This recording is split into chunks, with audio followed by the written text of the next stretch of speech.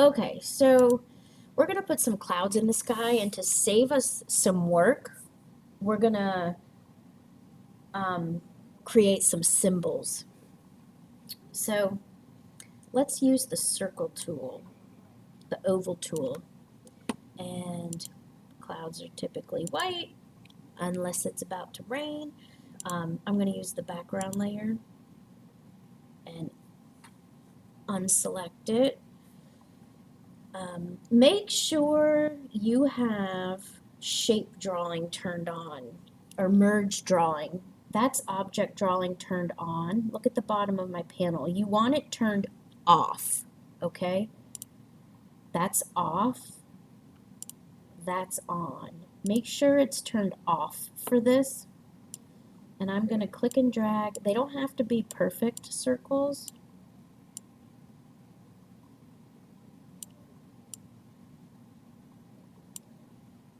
Animate kind of caters to that very vectory looking. And if you wanted to, you could add a gradient to this.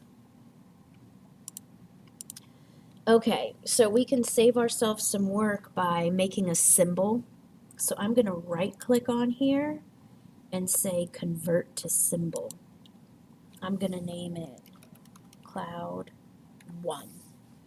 Make sure it's a graphic as the type. And the registration point in the center is perfectly fine, okay?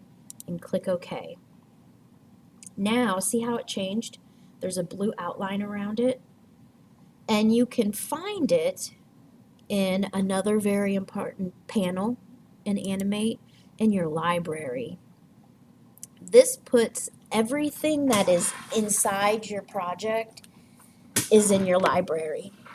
So if I want to make another symbol, I can just grab another cloud, and you could put as many clouds as you want on there. Okay, Control Z goes back. You can also right click on it and say duplicate. I'm going to name this Cloud 2.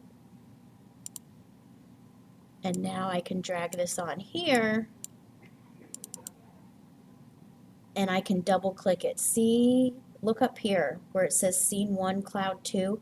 I am in symbol edit mode. So now I could go and edit this a little bit.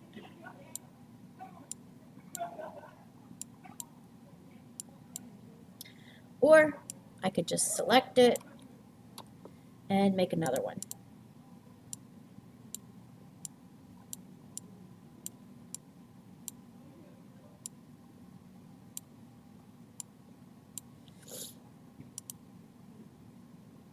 And to get back to my project, I just click on Scene 1 on the upper left-hand corner.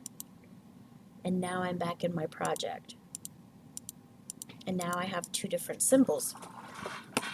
If I go and put another cloud on here, and I'm like, oh, you know what? I really want this to look different, and I double click it so that I'm in symbol edit mode, and I edit this. Let's do something drastic. See, it does it to both symbols. So that's why I duplicated my symbol so that I could change it. I'm going to make one more.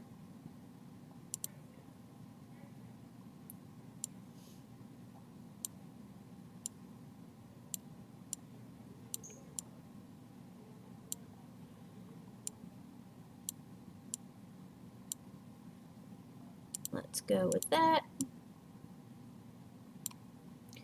I'm going to convert this to a symbol. I'm going to show you why I am converting these to symbols. Because now, see, I could overlap these. And you can lower the opacity on them since they're clouds. Watch. So I go to the Properties panel. The Properties panel gives you options for everything. And since I have this symbol selected, it's giving me the options for this symbol. If you go to Color Effects, Alpha, In Photoshop, that's what's called opacity. In video and animation, it's called alpha, and it's an alpha channel. So let's put that at 50.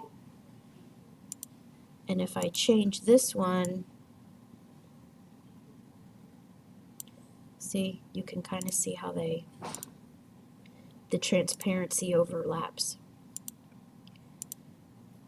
It has to be a symbol in order to apply the alpha. Okay, so that's another benefit to turning things into symbols. Like I said, if you decide you want to go back and edit this when it has the blue outline, you just double click it and you're in symbol edit mode.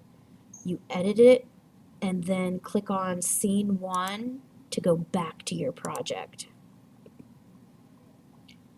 File, save.